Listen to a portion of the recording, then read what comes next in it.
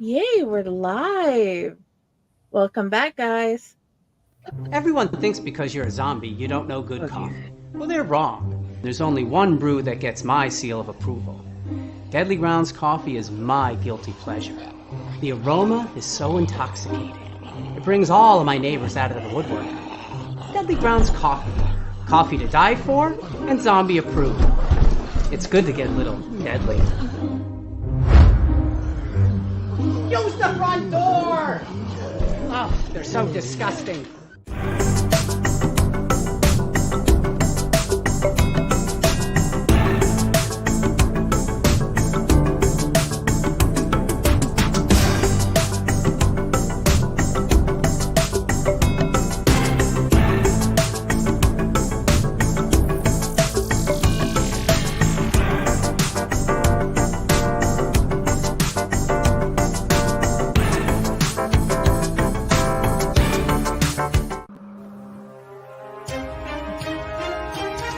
The Dorkening and all affiliated shows are not intended for anyone under the age of 18. The following may contain discussions or scenes that have adult situations, graphic violence, nudity, strong sexual content, and graphic language. This show is intended for mature audiences only. Viewer discretion is advised.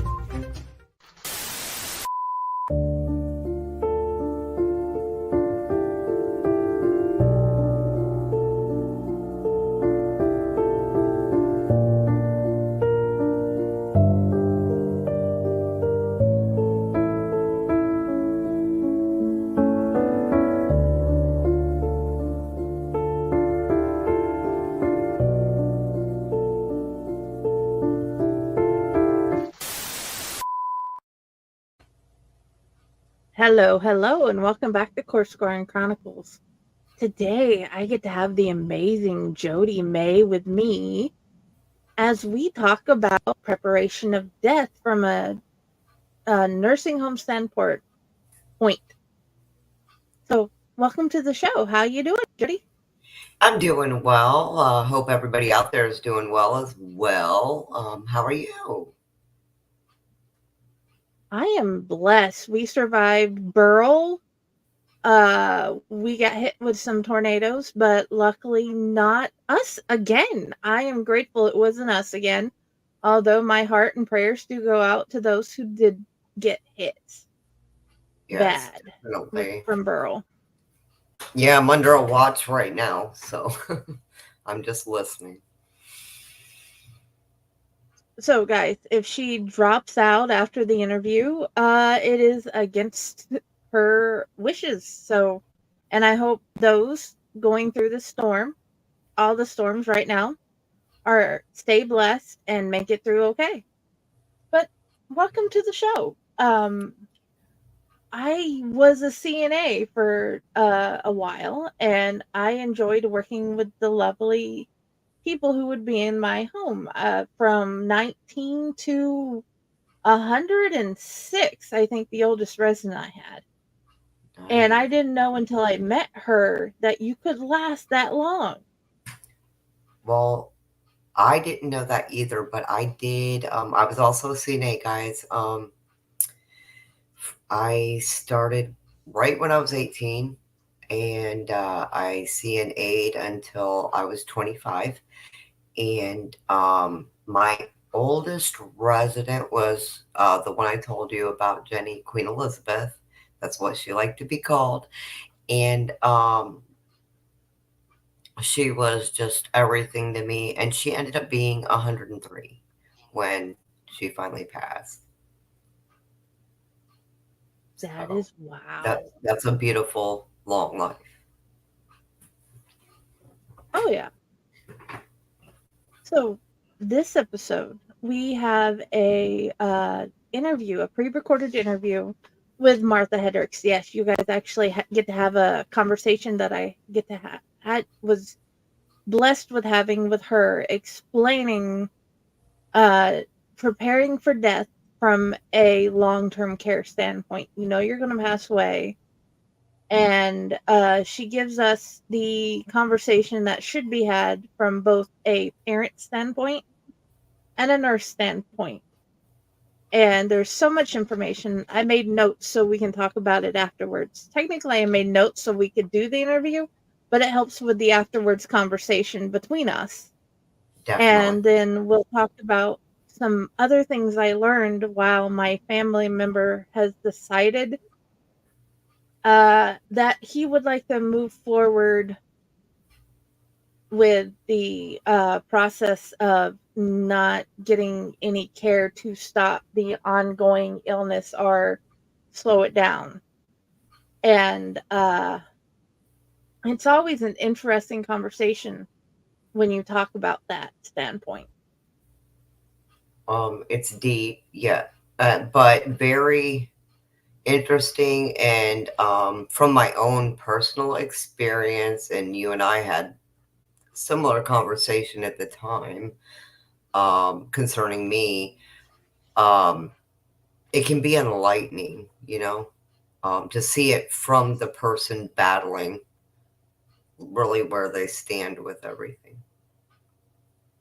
Oh, yeah, that it is. It's very enlightening and heartbreaking at times, and sometimes it's freeing. Yes, Sometimes deciding to die after all that pain and suffering is freeing. And it doesn't always feel like it from the family member's point of view. correct. So, how about we start with the interview and then we'll continue our conversation? Sound okay with you? Absolutely. Okay.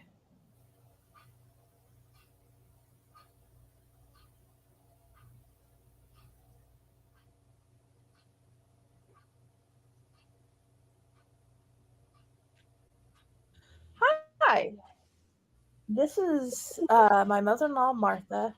How long have you been part of the long term nursing care?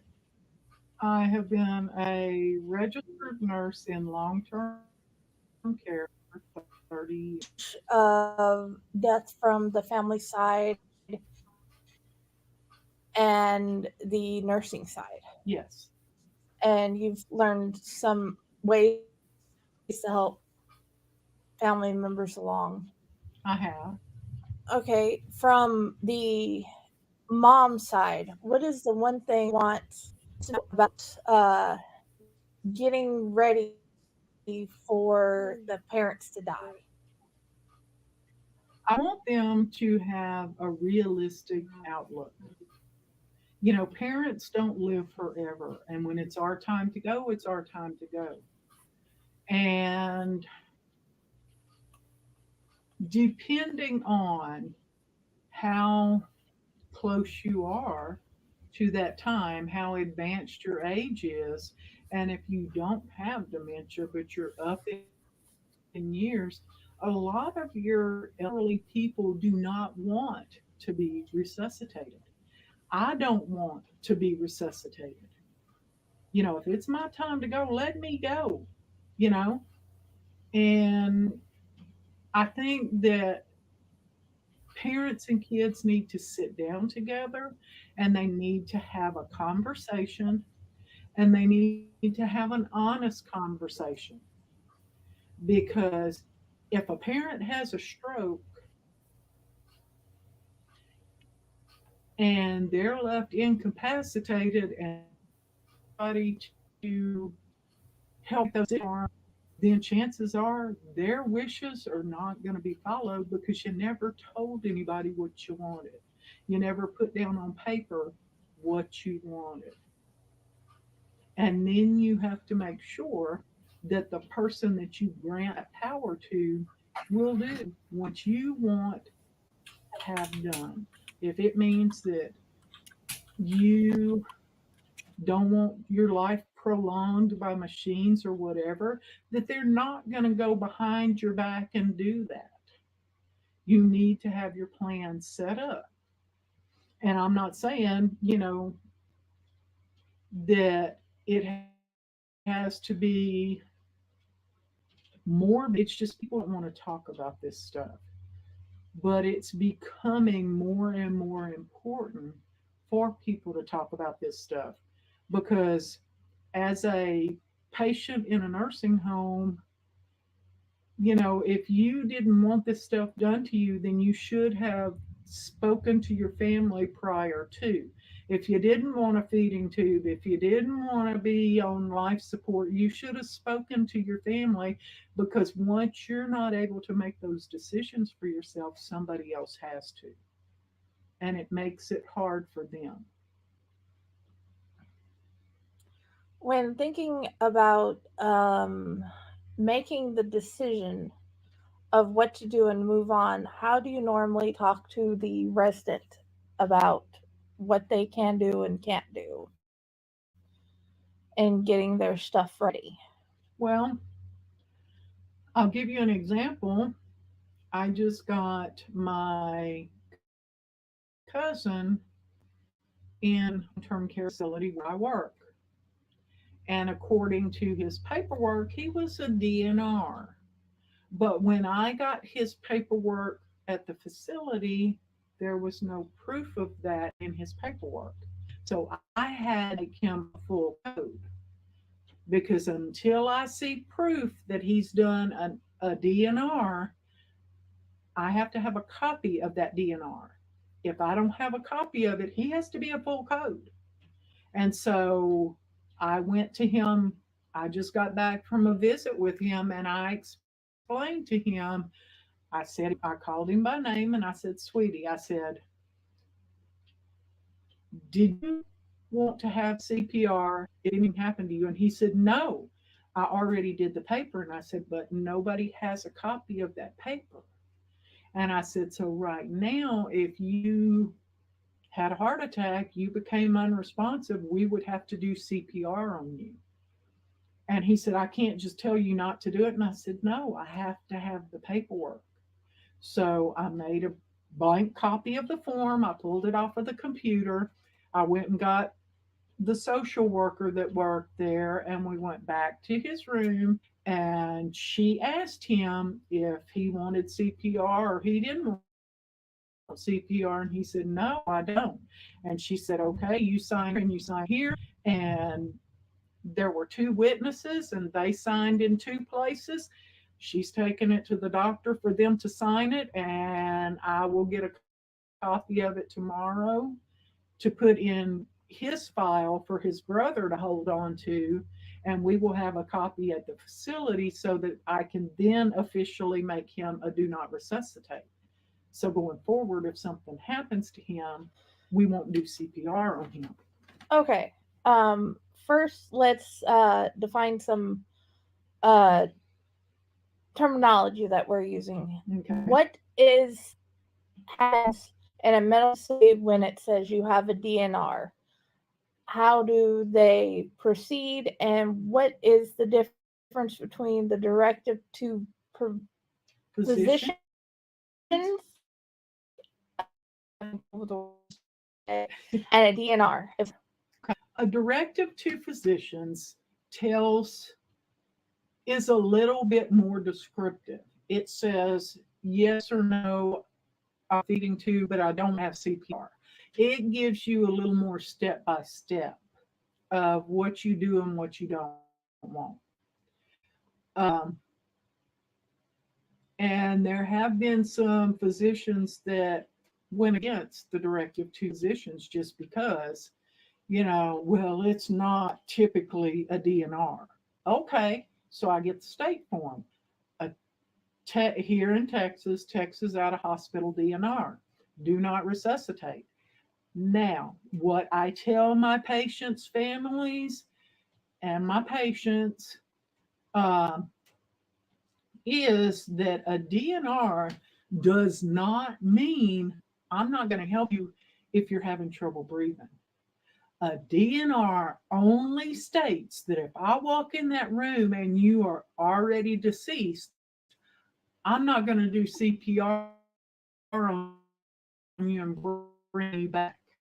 But if I go in that room and you're having breathing, I'm going to do whatever I need to help you to alleviate that problem.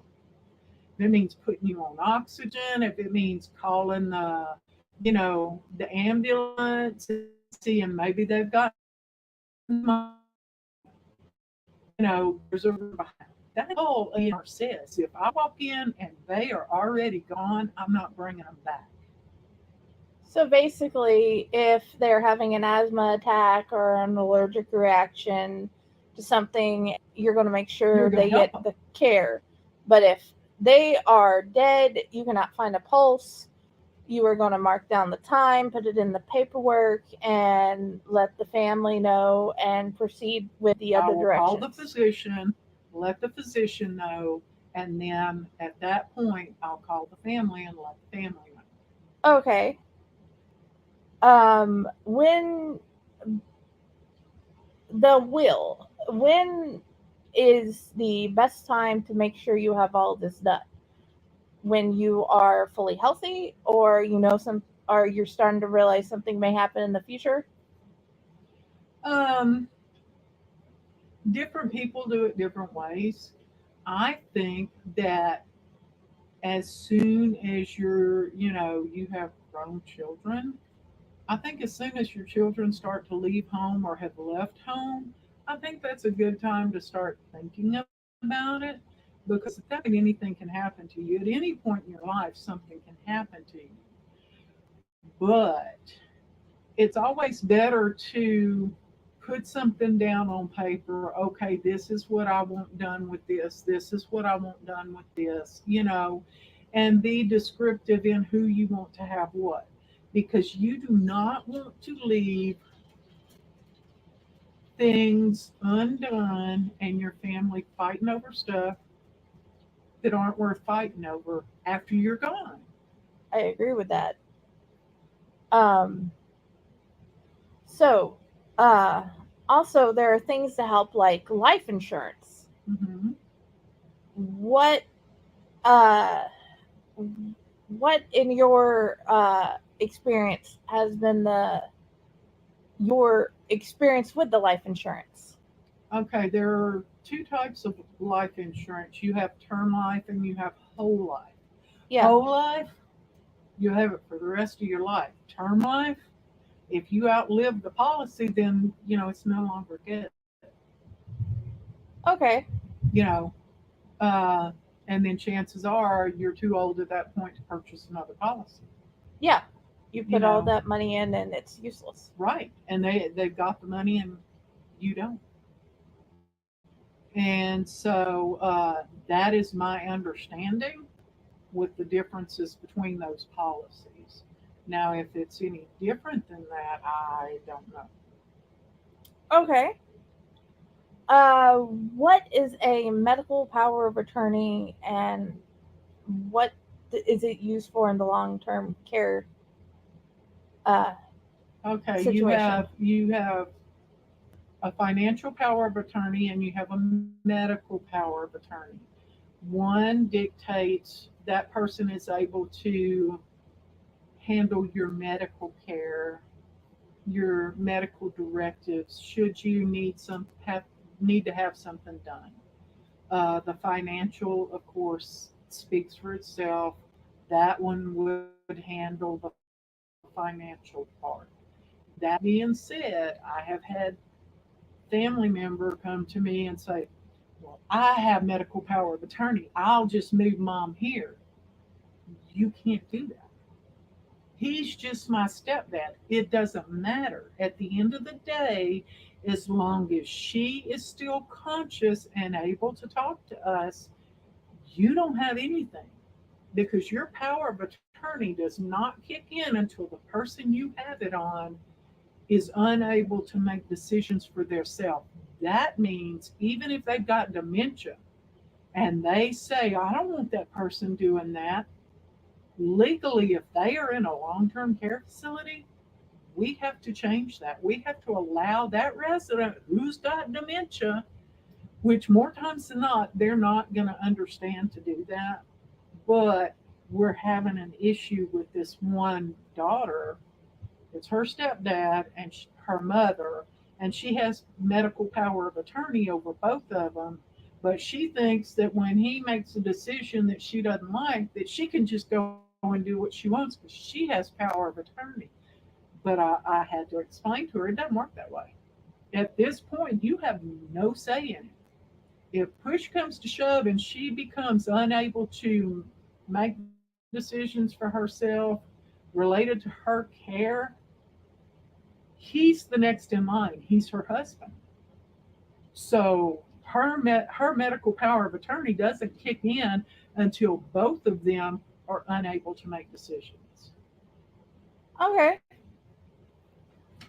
I think one of the next things we should talk about is the long-term care facility. We know you can go in for short periods of time for rehabilitation and long periods of time of up until you have passed away. Mhm. Can you explain more about that? Okay, we have long term and short term residents. The short term residents are examples someone comes in with a hip fracture, does therapy, recovers, and goes home. The long term are somebody with dementia and is starting to wander and winds up on our secure unit so that they can wander safely in that secure area, or has dementia and the family is no longer able to take care of them at home, so they wind up in the long term care facility. We've had people that have advanced cancer that are in our facility. We've had people who are on hospice that are also on hospice in our facility. So hospice comes to see them, and it's almost like an extra pair of eyes. They get the advantage because a lot of your doctors don't want to deal with pain management nowadays. They'll do maybe the tramadol or the narco or something like that. But if you're having pain from cancer, they don't want to deal with that. And so you go hospice, and hospice is able to deal with your pain management and keep you comfortable, and you're in the long-term care facility. What is the youngest long-term care resident that you've had? um, I had one that was 19 years old. She sustained some kind of brain damage when she was 3 or 4 years old and wound up in long term care. And that was years and years ago. And she lived out her life in long term care because her parents both became deceased and she didn't have any siblings. Okay. What is the oldest? To date, the oldest was 107 years old. That is amazing. We have one that's 104 right now where I work. She'll be 105 the end of July. That is an interesting life. And she still wheels around. Now she is almost blind, but and she still gets up and tries to walk. She's still continent of bowel and bladder. We Hmm. still toilet her. She doesn't have incontinent episodes, and that is very, very, very unusual at that advanced stage. Okay. So, um, as a nurse, what is the one message you want people to understand as they're preparing for end of life? I want the families to think about the person, say it's a parent, think about them. You know, at the end of the day, you have a parent that is actively passing. And I have people that, oh, I don't want to see my mama that way, or I don't want to see my daddy that way. I want to remember him this way. If it was you actively passing, your parent would be sitting next to your bed.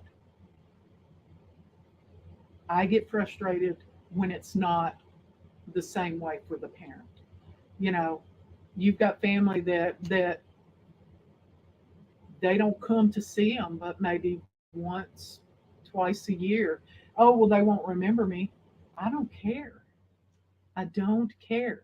We just had a 97-year-old lady who her son is in the same facility, and family would come visit him right and left and never stop off at her room and see her. Their excuse being, oh, she won't remember us. She won't remember us. She won't even know who we are. Okay. Her granddaughter from out of state came to see her after lunch, sat with her for an hour and a half, and said, Nanny, I'm going to be back to see you. If you need anything, this is my number. I'm going to give it to the nurse. She left. We got her in bed, got her set up because she was going to have a nap before supper, got her laid down, went back to get her up, and she had passed away, but she was laying in a position like she had just turned on her side and went to sleep. And it was like she went to sleep and didn't wake up. We weren't expecting her to die. We really weren't. She had been doing good, you know, but that's how it is. And the thing about it is when we look back, we sit there and we think sometimes they're just waiting for somebody. And that must have been who she was waiting for. She was okay and ready to go at that point. But in long term care, you know, we have the three resident theory, and the residents go in threes. You have one that you're expecting, one that could go either way, and then one that's a total surprise. And it always goes those three. And she was our surprise. We weren't expecting her to go. She wasn't even sick. She was 97, but we've seen people get older. What is the most surprising death that you've seen in a nursing home? Um, I guess this is the strangest one. I was director of nurses at a facility in Huntsville, and I had a resident's brother call me, and he says, did y'all have somebody die today after breakfast by the front door? And I said, no. And he said, well, I was talking to my brother, and he said that guy walked up to the front door, put his hands on the front door like he was going to go out, and just fell down and died. The next morning, at breakfast, that walked to the door, put his hands on that door, had a massive heart attack, and died.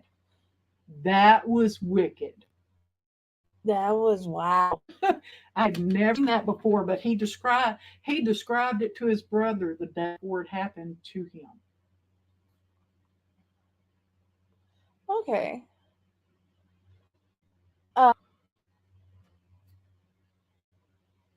As a CNA and as a daughter and whatever, I have seen death a lot. Mm-hmm.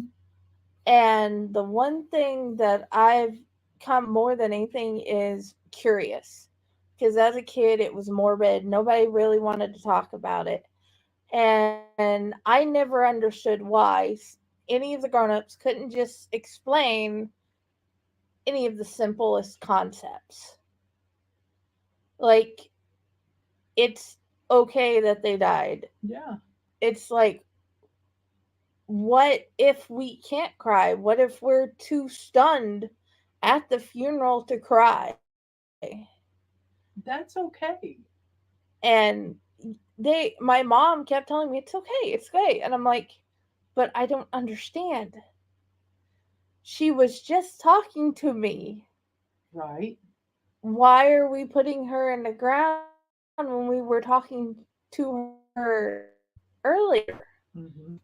So those concepts have always interested me in understanding what happens as a human for the rest of the steps that need to happen after you've passed away. Right. But also there was a point where one family member said, "I want to be buried this way." Mhm. But regardless of what was in the paperwork, the other family member that was put in charge of that family member's death had decided that's against my religion. We can't cremate you. We're going to put you in a grave. That is one of the things that I've been scared of happening as a wife and a daughter in law and everything. I'm going to be there. And the one thing I want to know is, what do you want when you die? How did you choose what you wanted done with your body?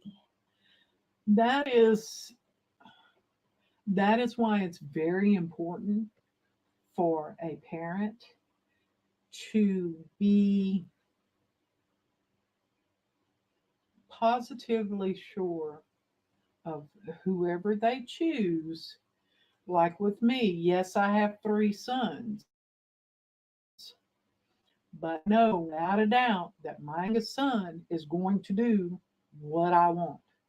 That's why I have made him my power of attorney. I've made him my power over financial. I've made him, you know, in charge because he's going to do it. At the end of the day, they say what they want, and all three of my boys know what I want.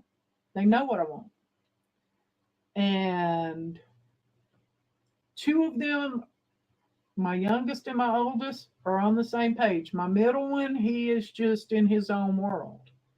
So I know without a doubt that this is going to get done because of who I put in charge. You have to be comfortable with who you're putting in charge. That's just like at the end of the day, I can talk to you all day about what you need to have done here in Texas, but not everybody's in Texas. So they need to look up and research what their state requires or what their state recommends that they have. I have uh, DNR and an out of hospital DNR, but which is a little bit of overkill, and directive to physicians. So all three of them are just kind of almost the same thing except a little more in depth. But the DNR technically will not cover me if an ambulance comes to pick me up and I die en route to the hospital. An out of hospital DNR will cover me in that transport. If I die in the ambulance, they won't bring me back. So that's why I kind of went with the overkill of having the directive to physicians, the DNR, and the out of hospital DNR. So I'm covered because, like, now I go to get back injections and they tell you straight up, if you die in the course of them doing the back injections, they will do whatever they have to do to resuscitate you till you get to the hospital, and then they can let you die there. Even though your wishes are not to do any of that. It's because it's a separate, they're like a separate facility. They're not acute care, they're not long term care. They are basically like a day surgery type thing. And so they've got a whole different set of things. Mm-hmm. And that makes it kind of hard. It's like, well, I don't know if I want to have any more back injections because if I kick off, I don't want them trying to bring me back, because who knows Mm-hmm. what kind of shape I would come back from, Yeah, what kind of damage would be to my brain. I just don't want to, I don't want to take chances with that. that's understandable. So I don't know. I recommend that families talk to families. If you have aging parents, sit down and say, look, I know you're doing good right now. I'm good with that. I'm not trying to rush you anywhere.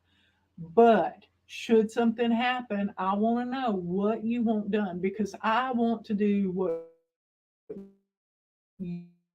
you want to have done. You know, that conversation needs to go, because as hard as it is to be the one that's left behind, the child or the spouse or whatever, it's it never gets easier. It doesn't. No. But it happens, and you need to prepare. Yeah. Okay. Thank you. You're welcome. Is there anything else you want to know? I think that covered all the questions, Okay. and then I can build on it from there. Okay.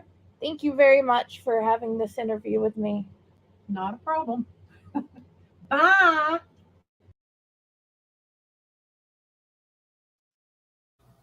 Hello. And That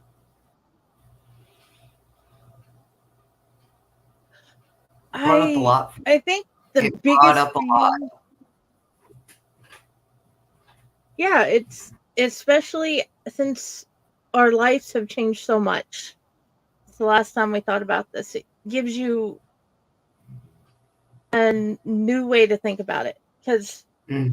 like, I have children now, and my sister gave me a Memento Mori journal, and now I'm thinking it's the perfect book. It's a journal about death. Why not just Mhm. go ahead and start compiling my thoughts about what I want and my husband and go from there?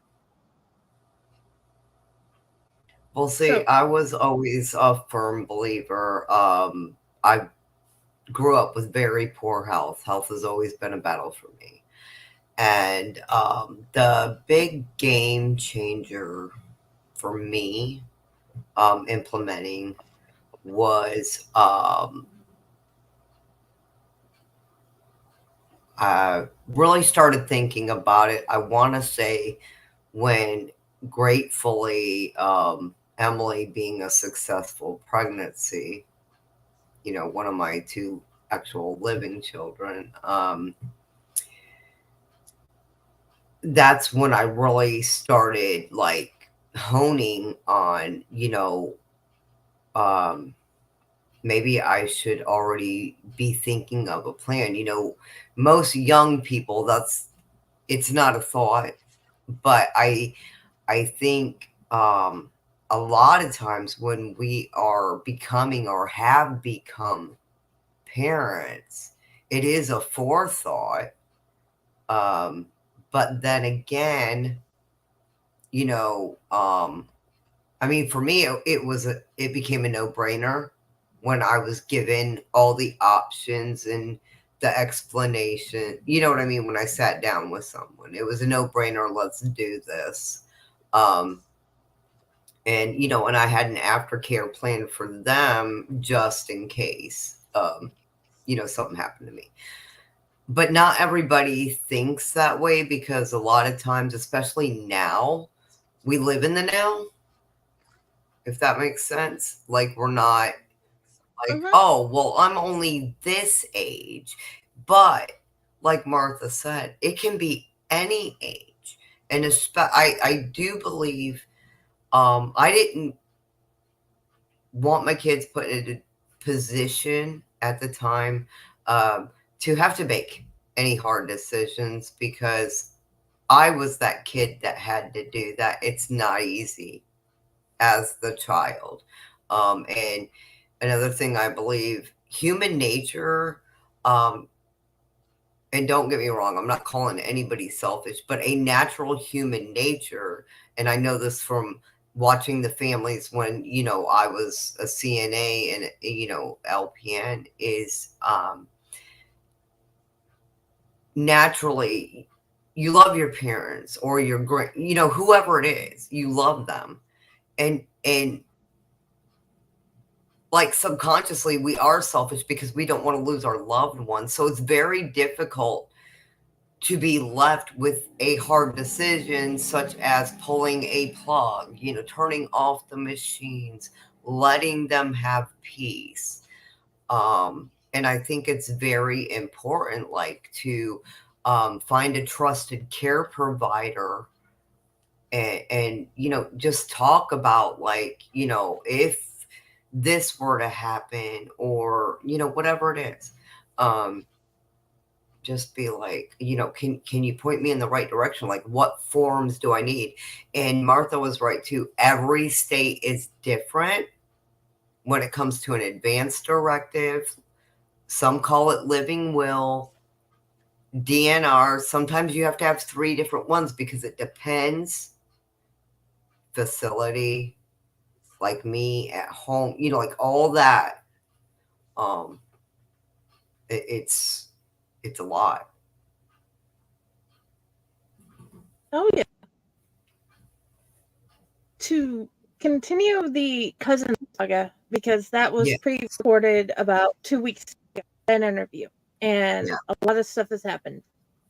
He has went from being in the hospital into her nursing home, and he has made a crucial decision after all the conversations that were had about his health and moving forward.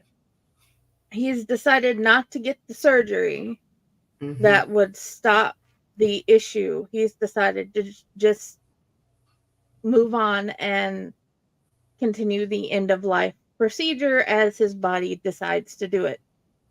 And that brings us into when he gets to the point there's home health and hospice. And home health is a nurse or a CNA or however many care professionals, because sometimes home health is a care professional that comes and helps you do in-home rehabilitation or helps with a feeding tube or whatever. Or bathing. And then yeah, they can help you prolong your life and get the care you need from your home. But in this situation, you would need a home health nurse with the hospice care, which you can have in the facility, at the nursing home, or you can have at home. Right. And they would help him stay comfortable as they can, and we would work while they're gone with him. They would help us understand how to give the care when they're not there, because they can't stay 24/7, but they can come and give us a reprieve. Sometimes they come give us a reprieve and they stay for X amount of time, and the person can go get a shower or groceries or a nap, and that nurse will be there for X amount of hours. Yeah, that's more like the nanny care side of it, so that the family can have a break, and if they want to go have a meal or what have you, where they get a break, basically. Oh yeah. And in this situation, they will help him get the care of medicine that will make him more comfortable, pain medicine, anti-anxiety medicine, or whatever else may be needed. Yes. And that way he can have a more peaceful death than without some of the medications. So, because dying without the medications or any help for comfort in the end is hard. Yes. And sometimes with the medication, the morphine and the anti-anxiety and everything, it is still hard. And I you can have the give you two an sides. example in a moment. Yes, please.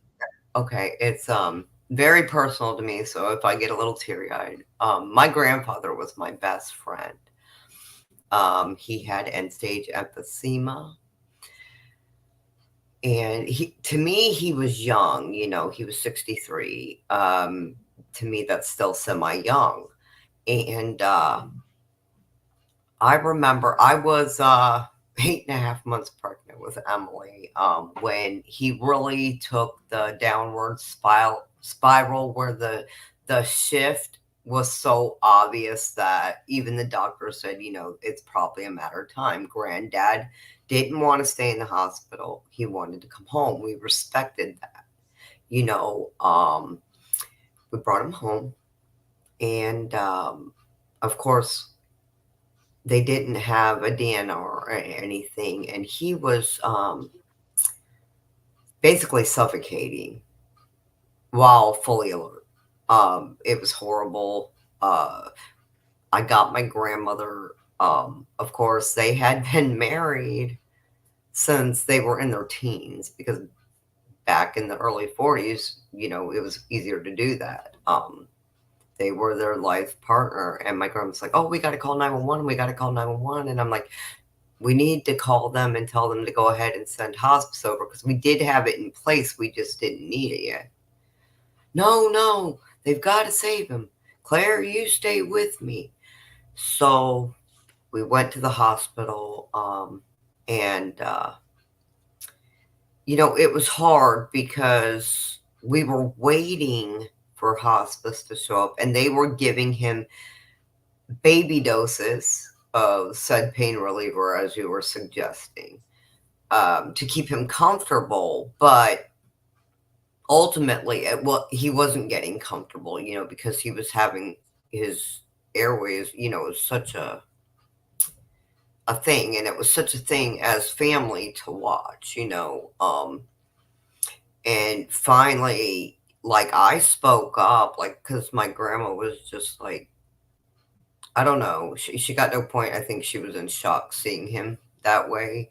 And because I worked as a CNA, I've witnessed it before, but because it was my granddad, it was obviously more personal, you know what I mean? And it was hard. And I'm like, you know what? Stop with the baby doses. Help him. Make him comfortable. And I went home because I was having some blood pressure issues from the stress. And, since I was so late in my pregnancy, the doctor, like, literally, I was there when they gave him all the medicine. I was able to kiss him, say my goodbyes just in case. I wasn't even home an hour and a half, and my grandmother called, and she said, "Jody, you did the right thing. He's gone now." But it is a hard decision when you're close to someone like that. Like, it's truly, you're like, you want to do the right thing, but then you want to keep them. You know what I mean? And I'm Oh just, yeah. I didn't want to overstep my grandmother, but I couldn't watch him like that either. I think the biggest problem I've seen in my dad's side of the family, some of our family members are part of the holiness religion, and Hmm. a lot of the holiness religion in that region does not believe in hospital care. They do not believe in medicine or whatever. Correct. And for my aunt, she had watched her dad die. She had been the one to give him the morphine up until his last breath. The person who did all the care and made sure he got everything he needed. So Hmm. when it was time for her father-in-law to die, our other grandfather, um, she told them he needs to be comfortable. He needs to get the care he needs now. Right. And he had gotten the care, he had gotten comfortable, and he'd finally been able to pass away.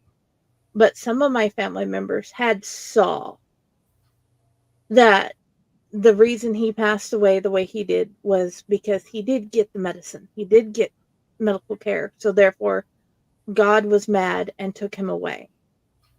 When in all actuality, this is one of those point of view things where not everyone understands what medical care can give and what medical care can do to help with the comfortableness in the situation. You know?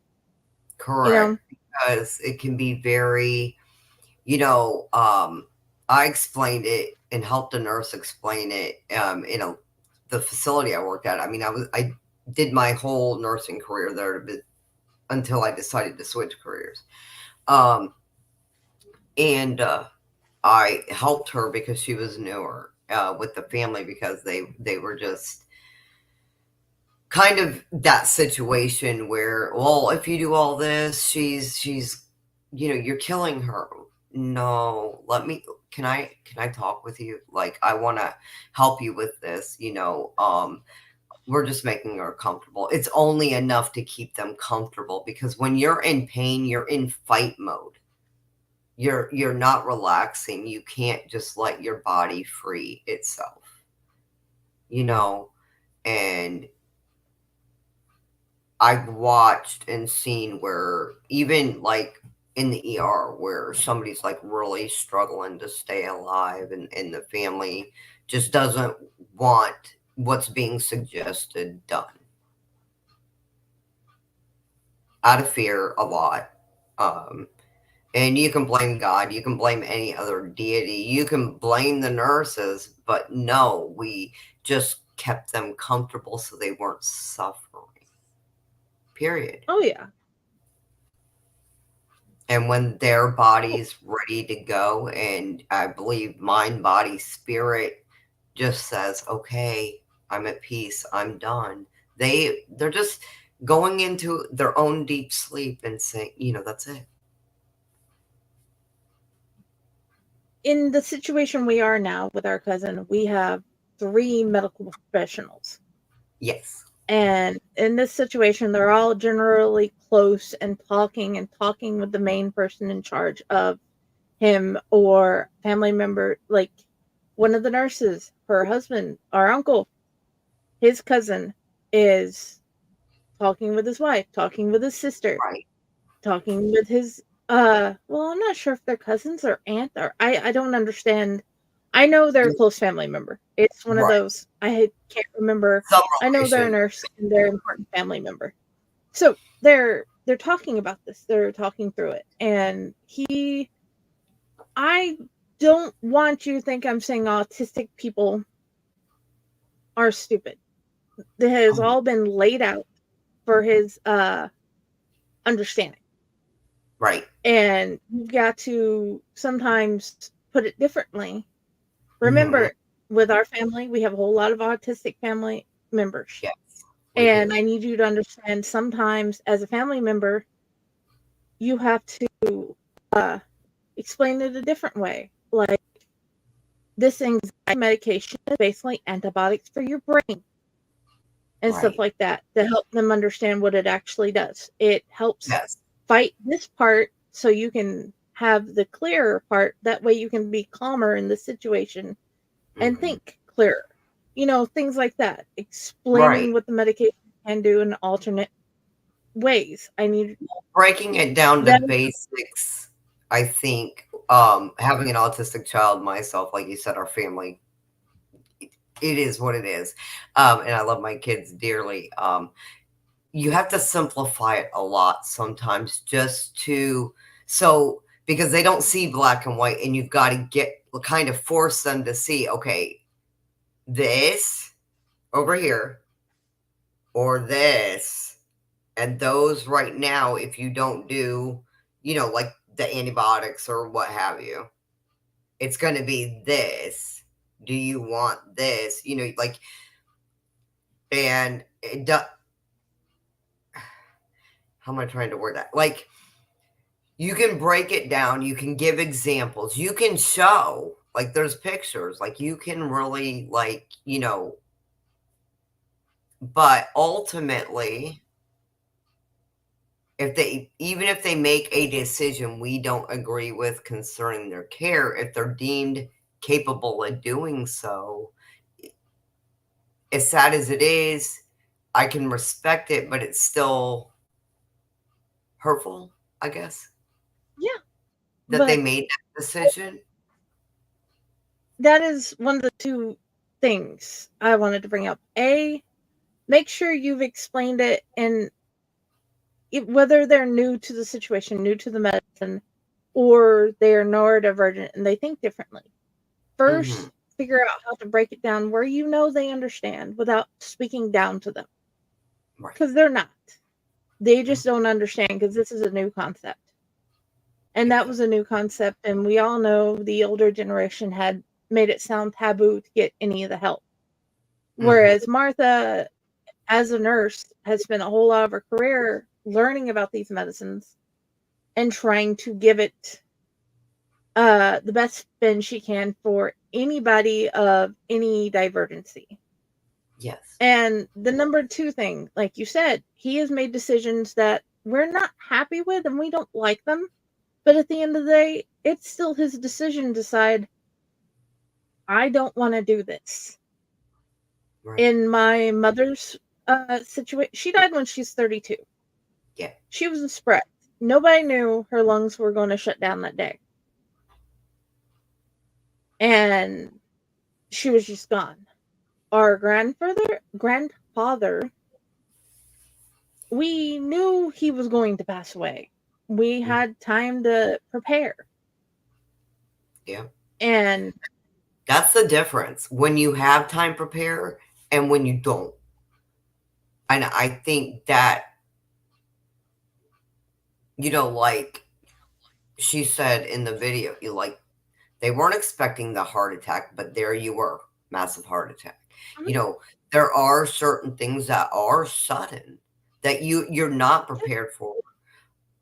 And I think with me, when that happened with the cousin, years ago, he was an athlete. Nobody expected it. You know what I'm saying? Like, and then for whatever reason, his heart just quit. And Mhm. I was young enough that it baffled me. But he's young, because Oh, I yeah. had the belief system, young people don't die. Um, that's because I was at the time the baby, like I was the unexpected kid. And Yeah. so everybody was older, and even though it wasn't easy, the older people were starting to pass away in the family. But then you get somebody that's like 17, 18, and all of a sudden, just boom, it made no They're sense gone. to me. Yeah. Yeah. My little sister's best friend died in a car crash. A drunk driver hit them, and that poor little girl did not make it. And they were in like first grade. Yeah. And it's hard to understand at any age. Because now that I look back, I knew that there were signs that it could happen early when it comes to my mom. Because we Right. had been going multiple times. We went to the special breathing asthma care place that they have at Erlanger. I can't remember what the clinic is called or if they've changed name. I haven't been in Chattanooga in forever. But Right. they had been starting the clinic and getting it up and going. So there were signs, but there weren't big enough signs for any of us to think it was going to happen then. Yeah. Well, and I So, think other hard death is where, like she was explaining in the video, like they seemed fine. They went to yeah. bed, just didn't wake up. Oh, yeah. And That, I've dealt with a couple of those, and it didn't make sense at the time until, because it didn't make sense. And these were extended relatives, not immediate family, but mhm, the aunts and uncles decided to have an autopsy performed because they needed it to make sense, because it was a great aunt and one of them was a great uncle. Okay, we need to make it make sense. Okay, I get it, because, you know, nothing seemed wrong. And, there's always a thing too where underlying conditions and you don't even know they exist because there's no symptoms to make you go look into it. no, You sometimes that symptom is for something totally different. So they looked at that.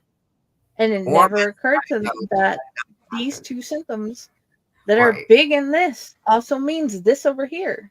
Right. Like my dad, he'd had brain surgery a couple of times and the cancer wasn't going away.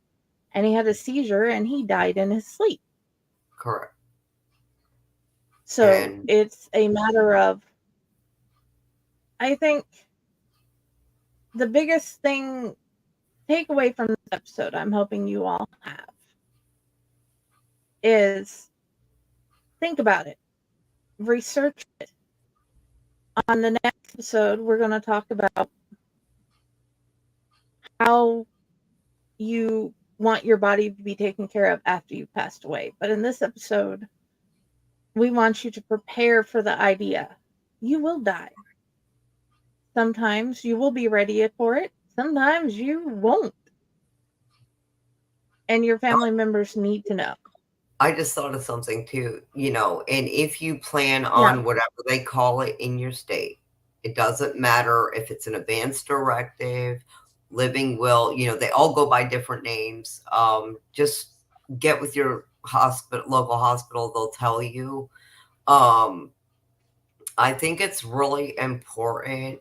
Um, Even if you could be in the perfect health right now, just to have a plan though, someone, you 100% trust that if you cannot speak for yourself, such as coma, life support, like you can't, but they will honor you in what you truly want.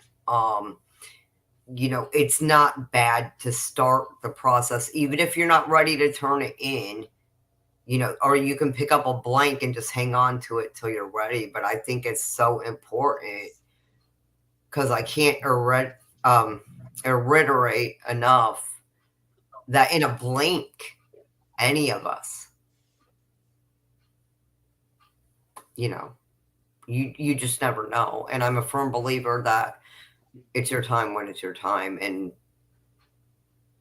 I don't think preparation is wrong.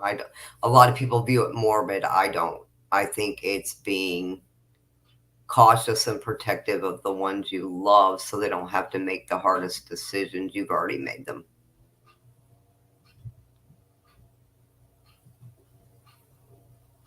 Okay.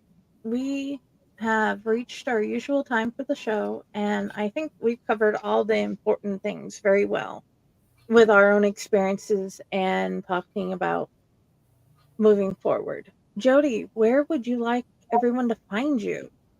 So if you'd like to check me out, I like to call it Tiki Talkie. You can find me there under Rebel Angel 66. I run a small business on Facebook under Nail the Rainbow with Jody. You can hit me up on my regular page. It's Jody May, like the month, not middle name. It's just Jody May. And hit me up on Insta. I'm on there once in a blue moon, which is also Rebel Angel. And once I get my YouTube going again, you can hit me up on Jody's Odyssey Corner. We talk about everything and anything just like here. That's awesome. And she does have fun videos. We have duetted a few times. Oh, yeah. It's You can find me anywhere where there's Outlet Network, anywhere where's there Facebook. On Friday with the Library in the Blue Box. You can find me at you can find me at my author page, Jennifer Elliott, and we have a anthology out that all the proceeds for a year are going to pro literacy. Every adult has the right to literacy. It helps people learn how to read and find success. Our book is the Owlite Menagerie anthology. We have stories from Curtis M. Lawson, Rob Smales, Raz T. Slasher, Carrie Lee Sanders, James Case Jr. He has a middle name. I cannot remember it. Please forgive me, James. And my story. So many amazing people. And don't forget to check out More Lore from the Mythos Kickstarter coming soon. It is going to have a beautiful, there it is. It's going to be beautifully bound and have stories from amazing people. I've enjoyed all of the ones that I've read. I love that. Oh, yeah. So, I hope you all have a good night, and we shall talk to you later. Bye. Bye.